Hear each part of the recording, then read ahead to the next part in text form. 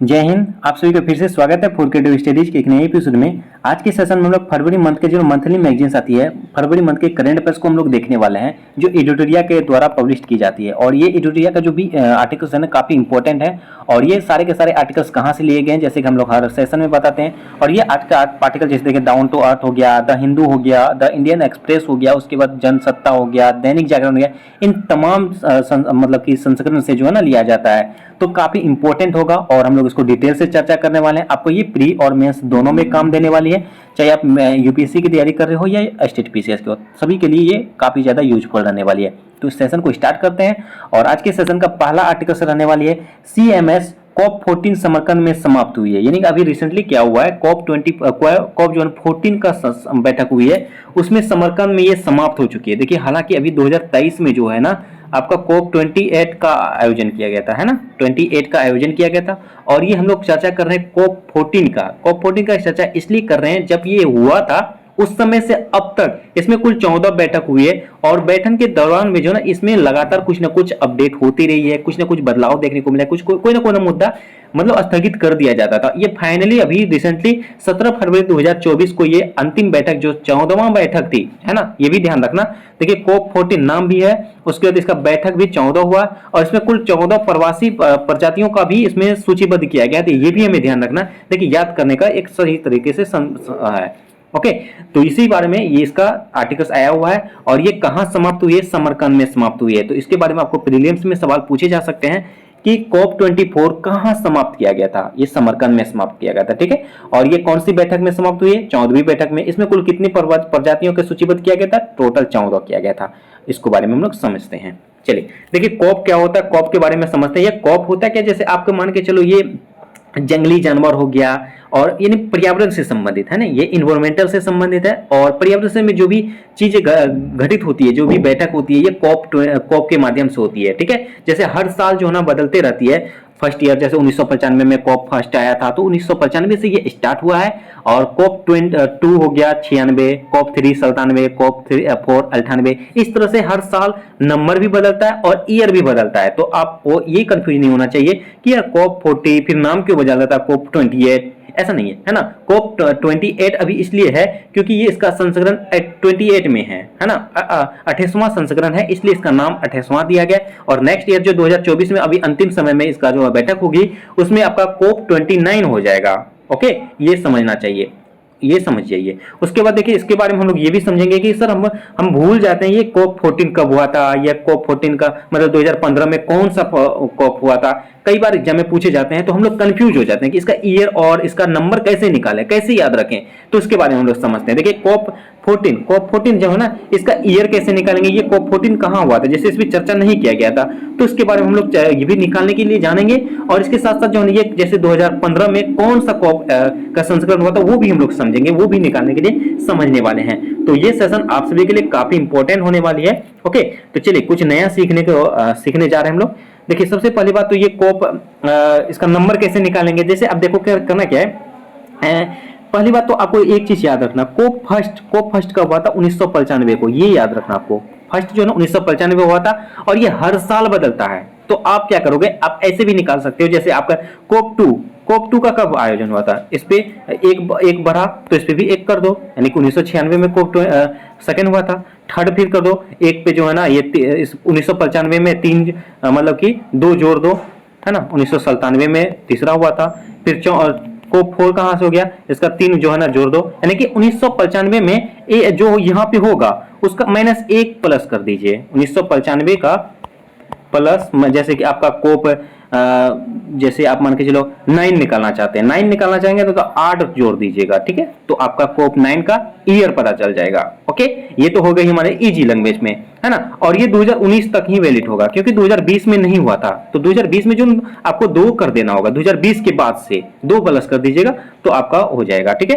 तो ये हो गया हमारे। देखिए, और एक बात ये भी देख लीजिए, जैसे आपका मान के चलिए कॉप हम लोग को ईयर निकालना है ना। ईयर तो हम लोग समझ गए, कॉप नंबर निकालना है। जैसे कॉप नंबर क्या होगा, कॉप जैसे 14, हम लोग 14 कौन से ईयर में था, इसके बारे में हम लोग कैसे निकालेंगे। कॉप नंबर के लिए हम लोग क्या करेंगे, ईयर -1994, एक माइनस कर देंगे, 1995 फर्स्ट था तो हम लोग एक माइनस कर देंगे, ईयर माइनस 1994, ईयर जैसे आप मान के ये 14 है, 1914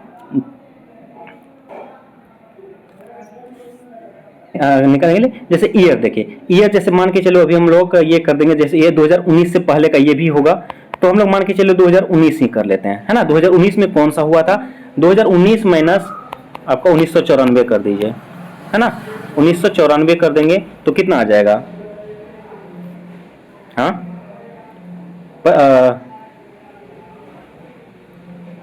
आ जाएगा, है ना। तो ये 2019 में जो ना 25वां संस्करण हुआ था। तो इसी तरह से हम लोग निकाल सकते हैं, जैसे 2000 में क्या हुआ था, है ना, 2000 माइनस 1994, तो आप देखोगे 6 हुआ था ना, कॉप 6, तो आप देखो जोड़ के देख लो, 1995 में 1, 96 2, 97 3, 98 हाँ 98 4 और 99 5 और 6 आपका 2000 को 6 हो गया, है ना। उसी तरह से हम लोग निकाल सकते हैं, ईयर को निकाल लेंगे, ईयर माइनस जो 1994 कर देंगे तो हम लोग का ये नंबर पता चल जाएगा। तो ये आप याद रख सकते हो, ठीक है।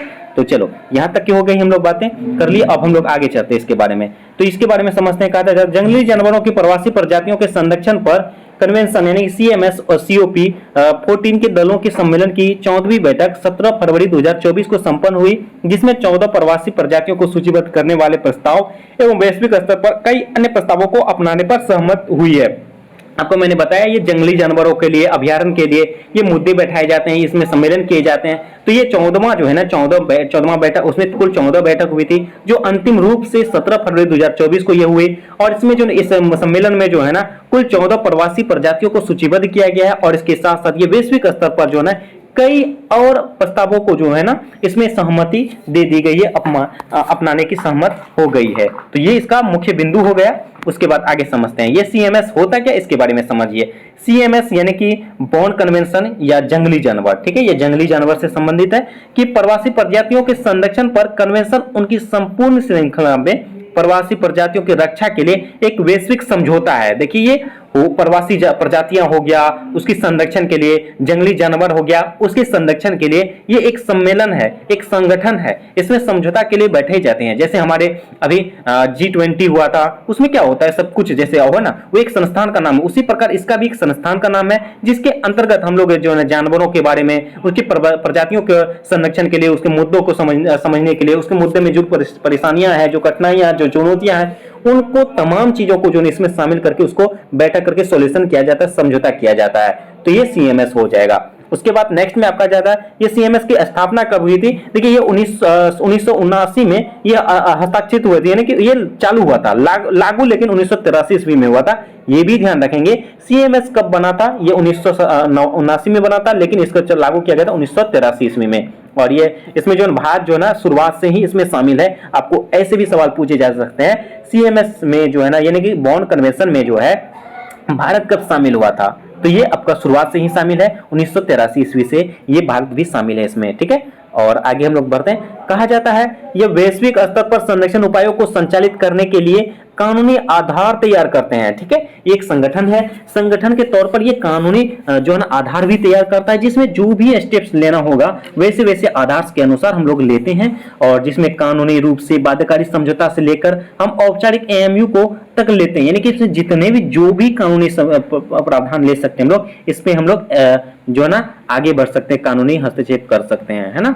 तो उसके बाद नेक्स्ट में आपका जब प्रवासी प्रजातियां, सीएमएस के अनुसार जंगली जानवरों की प्रजाति या निचला वर्गीकरण जिसकी पूरी आबादी या आबादी का कोई भौगोलिक रूप से अलग हिस्सा चक्रीय रूप से या एक या अधिक राष्ट्रीय क्षेत्राधिकार सीमाओं को पार करता हो, यह प्रवासी जातियों का के बारे में बताया गया है। उसके बाद भारत और सीएमएस के बारे में समझते हैं। इसमें जो भारत के बारे में कहा जाता है, भारत अनेक प्रवासी जानवरों और पक्षियों का अस्थायी घर है, जैसे कि अमोर फाल्कन, समुद्री कछुए, डुगोंग, बार हेडेड गीज, उसके बाद ब्लैक नेक्ड ग्रेन, ये सब जो प्रजातियों के नाम हैं जो अस्थायी तौर पर भारत का एक प्रकार का भारत में जो घर है ना। और ये भारत ने फरवरी 2020 में गांधीनगर गुजरात में सीएमएस का COP 13 की मेजबानी की थी, है ना। 2020 में जो है ना ये गांधीनगर में COP 20 का मतलब 13 का जो है ना ये मेजबानी की थी। उसके बाद नेक्स्ट में देखिए कहा जाता है ये भारत के एशियाई फलाइवे की प्रवासी प्रजातियों के संरक्षण के लिए राष्ट्रीय कार्यकार योजना शुरू की है। ओके, ये हो गया हमारा जो ना कॉप 14 के बारे में। उसके बाद नेक्स्ट आर्टिकल को देखते हैं, पोर्टल। ई जागृति पोर्टल क्या है इसके बारे में भी समझते हैं। हाल ही में उपभोक्ता मामले के सचिव ने स्वीकार किया कि ई जागृति पोर्टल में कृत्रिम बुद्धिमत्ता के एकीकरण से उपभोक्ता अदालतों में लंबित मामलों की संख्या कम करने की मदद मिलेगी। जैसे ये देखो क्या होता है इसमें, इस पोर्टल का माध्यम से जो ना फ्यूचर के बारे में, भविष्य के बारे में हम लोग क्या स्टेप्स ले सकते हैं, क्या दिमाग लगा सकते हैं, इसको जो है ना लागू किसके द्वारा किया गया है, ये भी आपको सवाल पूछे जाएंगे। या उपभोक्ता मामले के लिए जो है ना, उपभोक्ता मामले के जो सचिव होते हैं उनके द्वारा ये लागू किया गया है। और ये इसको देखो डायरेक्टली आपको एग्जाम में पूछे जा सकते हैं, ई जागृति पोर्टल जो है ना किसके द्वारा लागू किया गया है, इसके बारे में भी चर्चा करते हैं हम लोग। और ये किसके लिए लागू किया गया है, ये उपभोक्ता के लिए लागू किया गया है। आगे हम लोग देखेंगे इसके बारे में, है ना। ये आपका देखिए इसका ई पोर्टल क्या है। ई जागृति पोर्टल उपभोक्ता मामले विभाग, उपभोक्ता मामले, खाद्य और सार्वजनिक वितरण मंत्रालय की एक पहल है। देखिए ये ई जागृति पोर्टल किसके द्वारा लागू किया गया था, ये किस मंत्रालय के द्वारा लागू किया गया था, ये सब सवाल पूछे जाते हैं भाई, है ना। तो हम लोग इसको इग्नोर नहीं कर सकते। जैसे ई जागृति पोर्टल का इसको लागू किसके द्वारा किया गया है, जैसे आपका उपभोक्ता मामले विभाग के द्वारा लागू किया गया है, उपभोक्ता मामले और खाद्य और सार्वजनिक वितरण मंत्रालय के द्वारा इसको लागू किया गया है। ऐसे सवाल आपको देखने को मिलती है, लगातार सवाल पूछे जाते हैं, चाहे आपका कथन कोट वाला में भी आपको यहाँ कुछ और देखने को मिल जाएगा। तो अब इसको ध्यान रखना है मेरे दोस्त, ठीक है। चलो आगे हम लोग बढ़ते हैं। यह उपभोक्ता आयोगों के लिए एक पोर्टल है। देखिए मैंने बताया था आपको किसके लिए आयोग पोर्टल है, ये उपभोक्ता आयोग के लिए एक पोर्टल है। ये भी आपको पूछे जा सकते हैं। और इसका उद्देश्य सभी स्तरों पर एक सरल, तेज और अधिक लागत प्रवासी उपभोक्ता विवाद निवारण सॉफ्टवेयर समाधान प्रदान करता है। ओके। और यह विभिन्न उपभोक्ता शिकायत प्लेटफॉर्मों को एकीकृत करता है और केस फाइलिंग, ऑनलाइन शुल्क भुगतान और एआई संचालित स्मार्ट खोज जैसी सुविधाएं प्रदान करता है। ये सब जो है ना जैसे मतलब स्मार्ट वर्क के माध्यम से जो है डिजिटल लाइन में जो है ना इसमें सहायता करती है। इसको एक पोर्टल करके लॉन्च किया गया उपभोक्ता के तौर पर। एआई संचालित स्मार्ट खोज करेगा, है ना, इन तमाम चीज़ों को इसमें संचालित किया जाएगा। नेक्स्ट में कहा जाता है यह कृत्रिम बुद्धिमत्ता तकनीक का उपयोग करके संग्रहित उपभोक्ता शिकायतों, मामलों, निर्णयों के लिए एक स्मार्ट खोज की सुविधा प्रदान करता है। जैसे आपका कोई भी परेशानी होगा इसके माध्यम से ये स्मार्ट खोज निकालेंगे, जैसे इसमें क्या हम लोग चुनौतियों का कैसे मतलब इसको दूर कर सकते हैं, इन तमाम चीज़ों को इसे सुविधा प्रदान करेगा, इसलिए इस पोर्टल को लॉन्च किया गया है। उसी प्रकार राष्ट्रीय उपभोक्ता विवाद निवारण कहा जाता है। एनडीसीआर एक अर्ध न्यायिक आयोग है जिसकी स्थापना 1986 में उपभोक्ता संरक्षण अधिनियम के तहत 1988 में भी की गई थी। ये सब आपको डायरेक्टली एग्जाम में पूछे जाएंगे, किसके द्वारा लागू किया गया था, ये 1986 में ये उपभोक्ता के द्वारा संरक्षण अधिनियम के तहत जो है ना ये इसको लागू की गई थी 1988 ईस्वी में। ओके। उसके बाद कहा जाता है इसके पास 2 करोड़ से अधिक मूल्य की शिकायतों पर विचार करने का अधिकार क्षेत्र है और राज्य आयोगों का जिले के आदेशों से अपील और पुनरीक्षण क्षेत्राधिकार भी है। इसमें अगर 2 करोड़ से भी ज़्यादा का अगर कोई दिक्कतें आ रही है तो इसमें ये बैठ के जो ना समझौता कर सकती है, इसका सॉल्यूशन कर सकती है, इस चुनौतियों का सामना कर सकती है। ओके। तो ये आर्टिकल्स हुआ और हम लोग आगे देखते हैं अगला नेक्स्ट आर्टिकल और मोस्ट इंपोर्टेंट आर्टिकल्स। काफ़ी इंपोर्टेंट आर्टिकल्स है और इसके बारे में आप सभी जानते भी होंगे, काफ़ी ज़्यादा चर्चा में भी था और हम लोग आज के सेशन में इसको डिटेल से भी चर्चा करेंगे और एग्जाम में कैसे कैसे सवाल पूछे जा सकते हैं उसको हम लोग चर्चा करेंगे। कहा जाता है सुप्रीम कोर्ट ने चुनावी बॉन्ड योजना को रद्द कर दिया, यानी कि अभी देखे होंगे काफ़ी मीम्स भी वायरल हो रहा था, काफ़ी मतलब हर जगह देखोगे तो चुनावी बॉन्ड और एसबीआई है ना, और उच्च न्यायालय, सर्वोच्च न्यायालय, इसके बारे में मतलब लगातार मीम्स आ रहे थे। एसबीआई का तो हालत खराब हो गया था, है ना। तो इसके बारे में लोग समझते हैं आप एग्जाम में कैसे सवाल बनाए जा सकते हैं। कहा जाता है हाल ही में सुप्रीम कोर्ट की 5 न्यायाधीशों की संवैधानिक पीठ ने एक सर्वसम्मत फैसले की में चुनावी बॉन्ड योजना को असंवैधानिक घोषित कर दिया है। यानी कि क्या किया था, अभी एसबीआई को डेट दे दिया गया था, इसके अंतर्गत मुझे चुनावी बॉन्ड का सारा डिटेल्स चाहिए, मुझे किसने कितना चंदा लिया, कितना चंदा दिया, इनके बारे में हम लोग को डिटेल से दीजिए हमको। सर्वोच्च न्यायालय, उच्च न्यायालय ने मुझे कहा, है ना, चंद्रचूड़ साहब ने काफी हालत खराब कर दिया था एसबीआई के बारे में। तो ये एसबीआई ने ना टाइम टू टाइम वो अपडेट नहीं दे पाया था इसी बारे में और इसमें काफी ज्यादा दिक्कतें आई थी। राजनीतिक पार्टी जो है उसमें भी ये काफी ज्यादा मतलब ऐसा हुआ था, तो इसके बारे में ये असंवैधानिक घोषित किया गया था। इसके बारे में लोग डिटेल से अब चर्चा करते हैं। कहा जाता है चुनावी बॉन्ड योजना एक के असंवैधानिक का आधार क्यों असंवैधानिक बनाया गया था, इसके बारे में समझते हैं। सूचना के अधिकार का उल्लंघन, जैसे सूचना का अधिकार का उल्लंघन कर दिया था कौन, एसबीआई वालों ने।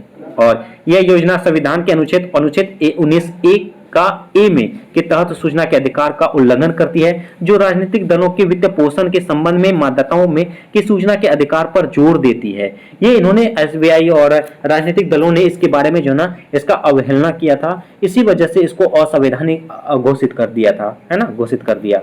उसी प्रकार नेक्स्ट में आगे कहा जाता है अनुपातहीन प्रतिबंध। चुनावी बॉन्ड विभिन्न राजनीतिक दलों के मध्य उनके वोट शेयर के आधार पर भेदभाव करती है, जिसका अधिकतम लाभ सत्तारूढ़ दल और प्रमुख विपक्षीय दलों को मिलता है, जबकि छोटे और क्षेत्र दल इसके लाभ से बाहर हो जाते हैं। जैसे अब देखोगे भी चंदा में भी सबसे ज्यादा अभी चंदा किसको मिला था, बीजेपी को, और जो छोटे छोटे राजनीतिक दल हैं उनको नहीं के बराबर मिलता है, तो इसलिए भी इसमें जो है ना असंवैधानिक करार दिया है। ओके, और ये योजना मतदाताओं तथा दानदाताओं में मध्य विभेद उत्पन्न करती है, क्योंकि राजनीतिक दलों की नीतियों और निर्णयों को प्रभावित कर सकता है, इसलिए भी ये असंवैधानिक घोषित कर दिया था। और नेक्स्ट में आपका जाता है गोपनीयता एवं सार्वजनिक हित के मध्य संतुलन। सुप्रीम कोर्ट ने कहा था कि सुप्रीम कोर्ट ने पूर्ण गुमनामी के आधार पर खारिज करते हुए स्पष्ट किया कि दाता की गोपनीयता केवल सार्वजनिक समर्थन के वास्तविक रूपों तक ही सीमित है। जैसे अब एसबीआई जो ना ये पब्लिश नहीं कर पा रहा था जल्दी, की क्या करें, कैसे रिपोर्ट दें ये, लेकिन सुप्रीम कोर्ट कहा था कि आप इसको पब्लिश करें, गुमनाम ना बनाए, आप भटकाए नहीं, इसलिए भी इन्होंने क्या किया था, इसको असंवैधानिक घोषित कर दिया। और चुनाव सुधार की संवैधानिक योजना का उल्लंघन। चुनावी बॉन्ड योजना चुनावी वित्तीय पोषण में काले धन पर अंकुश लगाने के उद्देश्य को प्राप्त करने के लिए कम से कम प्रतिबंधात्मक विधि का प्रतिनिधित्व नहीं करती है। चुनावी बॉन्ड योजना के लागू होने से पूर्व में राजनीतिक दलों को 20,000 रुपये से अधिक देने की किसी भी दानकर्ता की पहचान का खुलासा करना पड़ता था, किंतु नवीनतम संशोधन दानकर्ताओं की पहचान को प्रदर्शित नहीं करता है। देखिए आप क्या करता है, इसमें अगर कोई भी दानदाता अगर 20,000 से ज्यादा अगर चंदा दे रही है तो उसके बारे में पब्लिश किया जाना होगा कि इन्होंने इतना रुपया दिया है और उनका कितना कौन लिया है इसके बारे में भी बताना होगा, ये पब्लिश करना होगा, है ना। और केंद्र सरकार का तर्क और पक्ष इसके बारे में समझते हैं। निजता का अधिकार, यह व्यक्ति या कॉर्पोरेट के गोपनीय दान के अधिकारों की सूचना प्रदान करता है। और चुनावी पारदर्शिता, नामित बैंकों के माध्यम से भुगतान होने से यह धनबल के दुरुपयोग से सुरक्षा प्रदान करती है। और काले धन के प्रयोग में कमी, चुनावी बॉन्ड का उद्देश्य चुनाव में काले धन के प्रयोग को प्रतिबंधित करना होता है। देखिए आप देखोगे चुनावी बॉन्ड में कौन दान देता है, जिसके पास अनाप शनाप पैसे हैं, काले धन भी होते हैं, वैसे वैसे मतलब इसमें शामिल होते हैं, तो ये सब पैसे पार्टी को जाएंगे, वो पार्टी क्या करेंगे, अरे ये काला धन है लुटा दो, इसीलिए सुप्रीम कोर्ट ने भी इसमें असंवैधानिक करार दिया है। और सर्वोच्च न्यायालय के निर्णय का महत्व क्या कहा है, राजनीतिक फंडिंग की पारदर्शिता में वृद्धि। जनता को चुनावी बॉन्ड के द्वारा राजनीतिक दलों द्वारा प्राप्त धन के स्रोत और राशि के बारे में जानकारियां प्राप्त होगी, यानी कि जनता को हर चीज पता होना चाहिए, इसमें जो दे रहा है और जो ले रहा है तमाम चीज इसमें पब्लिश होनी चाहिए, लोगों को पता होनी चाहिए। ओके, और राजनीतिक दलों के मध्य समानता, इसमें क्या कहा जाता है, वर्तमान निर्णय छोटे और क्षेत्रीय दल के सत्तारूढ़ दल का और प्रमुख विपक्षी दलों के समान स्तर पर प्रतिस्पर्धा करने में सक्षम बनाती है। ओके, और नेक्स्ट में हम लोग देखें राजनीतिक में कॉर्पोरेट शक्ति के प्रभाव को सीमित करना, और ये फैसला राजनीतिक दलों को दानदाताओं के निहित स्वार्थों से प्रभावित होने से रोक सकेगा, है ना। ये इसमें भी आपको डरेगा, आप कोई भी अगर काले धन भी लेंगे और देगा भी वो डरेगा, आप है ना, कानून से डरेगा, तो इसलिए ये सब चीजें लागू की गई है। चुनावी बॉन्ड से संबंधित कुछ आंकड़े देखिए, अब इसमें कुछ आंकड़े जैसे आपके कौन कौन से दल को कितने मिले हैं इसके बारे में समझते हैं। कार्य एक भारतीय गैर सरकारी संगठन NGO association of democratic reform ADR की एक हालिया रिपोर्ट भाग में राजनीतिक दलों के लिए दान के प्राथमिक स्रोत के रूप में चुनावी बॉन्ड द्वारा निभाई गई महत्वपूर्ण भूमिका पर प्रकाश डालती है। देखिए ये आपको पूछे जाएंगे कि चुनावी से संबंधित आंकड़े किसके द्वारा रिपोर्ट यानी किसके द्वारा ये जो जारी किया जाता है, तो ये आपका एडीआर यानी कि एसोसिएशन ऑफ डेमोक्रेटिक रिफॉर्म्स के द्वारा ये जारी किया जाता है। आपको डायरेक्टली एग्जाम में पूछे जा सकते हैं मेरे दोस्त, इसको आप हाईलाइट कर सकते हो, ठीक है। और आगे हम लोग बढ़ते हैं। जैसे अब देखिए 2016-17 और 2021-22 के बीच 7 राष्ट्रीय दलों और 24 क्षेत्रीय दलों को चुनावी बॉन्ड से लगभग कुल 1988.35 करोड़ का चंदा मिला था। ये आपका 2016 से 17 और 2021 से 22 की आंकड़ा दिया गया है। इसमें कुल कितना था, 9188.35 करोड़ रुपया का चंदा दिया गया था। और उसमें से भाजपा सरकार को कितना मिला था 2016 और 2021 के बीच, कुल 10,122.3 करोड़ रुपए का चंदे की घोषणा, जिसमें से 52% से अधिक हिस्सा यानी कि 5271.97 करोड़ रुपए चुनावी बॉन्ड से प्राप्त होता है। देखिए इसमें क्या होता है, इसका मतलब समझिए। इसमें बोलोगे कि सर 9188 तो मिला ही है, लेकिन आप इसमें बोल रहे 10,122। ये देखिए हम लोग ये बीजेपी वालों ने क्या किया था, इसको जो ना कि मैंने अपना आंकड़ा दिया कि मुझे इतना रुपया चाहिए ताकि मैं काम कर सकूं, मैं सब कुछ कर सकूं, इसलिए इन्होंने 10,122.3 करोड़ रुपए जो है ना इन्होंने चंदा के तौर पर मांगा, लेकिन इनको प्राप्त कितना हुआ था 52% ही, इसका 52%, ठीक है, इसका 52% देखोगे तो 52 से 71.975 करोड़ रुपए इसको प्राप्त हुआ था। मतलब इतना मांगने पर इतना प्राप्त हुआ था, ये है, ठीक है, मांगा गया था इतना और प्राप्त हुआ इतना, तो इसमें से इतना मिला। और कांग्रेस की तुलना, कांग्रेस के बारे में चर्चा करें तो इसको मिला था 952.2955 करोड़ रुपए, जिसमें से लगभग 61.54% इसको प्राप्त हुआ था। ये इस तरह से कांग्रेस जो दूसरा स्थान है जिस जो चुनावी बॉन्ड प्राप्त किया था। सबसे बड़ा कौन है, बीजेपी, उसके बाद कांग्रेस है। ये 61.57 कैसे, जैसे इन्होंने भी मांग किया था, है ना, जितना मांग किया था उसका 61% इसको प्राप्त हुआ था, ये भी हमें ध्यान रखना है। और भाजपा द्वारा घोषित कुल चंदा अन्य सभी राष्ट्रीय दलों द्वारा घोषित कुल चंदे से 3 गुना से अधिक है। मतलब बीजेपी वालों ने ही पूरा का पूरा ले लिया, है ना, बीजेपी वालों ने ही पूरा का पूरा ले लिया। देखिए ये जायज सी बात है, जिसकी सरकार रहेगी मतलब उसके पास पूरा मतलब कि हर चीज होती है ना। जैसे आप माने कि काम करोगे तो पैसा तो चाहिए, और वो सबसे बड़े पार्टी अभी भारत में है और अभी उन्हीं की सरकार है। अभी तो नहीं बोल सकते, मतलब आप देखिए आगे क्या हो रहा है, तो उसमें उनका ज्यादा लेना ठीक है, चलो ये बातें हैं। उसके बाद नेक्स्ट का था चुनावी बॉन्ड। चुनावी बॉन्ड में कहा जाता है चुनावी बॉन्ड राजनीतिक दलों को गुमनाम दान का एक रूप है जिसे वित्त विधेयक 2017 द्वारा पेश किया गया था। आपको ये भी पूछे जा सकते हैं चुनावी बॉन्ड होता क्या है। चुनावी बॉन्ड होता क्या, राजनीतिक दलों को गुमनाम दान, यानी कि पहले होता क्या था, मैं आप भी चाहोगे या कोई भी चाहेगा, जो हम लोग तो नहीं है यार, उतना पैसा ही नहीं है, बड़े बड़े लोग जो है ना एसबीआई के तौर पर, एसबीआई, ये ध्यान रखना चुनावी बॉन्ड कौन सी बैंक से संबंधित होता है, एसबीआई से संबंधित है, ये ध्यान रखना। क्या करेंगे, एसबीआई जाएंगे, वो चुनावी बॉन्ड का एक कार्ड होता है, उसको आप लेंगे, उस पर जो आप चंदा देंगे एसबीआई को, एसबीआई चंदा लेगी, और उसके बाद जो है ना वो जो पार्टी है जैसे बीजेपी, कांग्रेस हैं और भी पार्टीज हैं, वो उस एसबीआई से वो चंदा उसको प्राप्त हुआ था उससे वो लेंगे। लेकिन ये जो है ना पहले क्या होता था, किसी को नहीं पता था कि किसने कितना दिया और कितना लिया। सुप्रीम कोर्ट यही तो कहा कि नहीं, अब जो देगा और जो लेगा सब कुछ पब्लिश होना चाहिए, इसलिए असंवैधानिक करार दिया था, और ये लागू किया गया था 2017 से, ठीक है। और ये योजना किसी भी व्यक्ति को 1,000 रुपए से लेकर 1 करोड़ रुपए के मूल्य वर्ग तक के चुनावी बॉन्ड खरीदने की अनुमति देता है, ठीक है, ये भी ध्यान रखेंगे। 1,000 से 1 करोड़ रुपए तक का ये जो है चुनावी बॉन्ड खरीद सकता है। नेक्स्ट में कहा जाता है बॉन्ड केवल पंजीकृत राजनीतिक दल के निर्दिष्ट खाते में ही भुनाए जाते हैं, और यह लोक प्रतिनिधित्व अधिनियम 1951 की धारा 29A के तहत पंजीकृत राजनीतिक दल जिन्होंने लोकसभा या राज्य विधानसभा के पिछले आम चुनाव में कम से कम 1% वोट हासिल किए थे चुनावी बॉन्ड के लिए योग्य हैं। अब मान के चलो, अब आज ही पैसा लेने के लिए जो है ना कोई भी दल जो है ना खड़ा हो गया, मतलब बना लिया अपना पार्टी, और जाके बोलेगा मुझे भी बॉन्ड चुनावी बॉन्ड दीजिए दीजिए दीजिए, ऐसा नहीं है। उनको जो कम से कम 1% वोट उसको पिछला चुनाव में हासिल करना ही होगा, उसके बाद ही इसमें शामिल हो सकता है। ऐसा नहीं तो सब कोई जो है ना ये दल बना लेंगे, जाके पैसा लौट के बस सो जाएंगे, है ना। ये इसलिए भी इसमें भी लागू किया गया 1% तक का। ये भी रहा चुनावी बॉन्ड के बारे में। ये सेशन के माध्यम से हम लोग 3-4 आर्टिकल्स को कवर किए जो काफी ज्यादा इंपॉर्टेंट था, और आज के सेशन में बस इतना ही रहने देंगे। और हम लोग इसी तरह से छोटे छोटे सेशन के माध्यम से लगातार 4 से 5 आर्टिकल्स को पर डे कवर करेंगे, और उम्मीद करता हूँ आज के सेशन से आप सभी को काफ़ी कुछ सीखने को मिला होगा। और एक निवेदन है, जो भी चैनल में पहली बार आए हैं और चैनल को सब्सक्राइब नहीं किया तो प्लीज़ चैनल को सब्सक्राइब जरूर कर लीजिए, और बेल आइकन को जरूर हिट करें। सेशन अच्छा लगे तो लाइक जरूर कीजिए, किसी भी प्रकार का डाउट हो या क्लास का रिव्यू कैसा रहा वो भी जरूर दीजिए, और अपने दोस्तों को भी ज़्यादा से ज़्यादा शेयर करें। चलिए मिलते हैं नेक्स्ट सेशन में, तब तक के लिए थैंक यू, जय हिंद।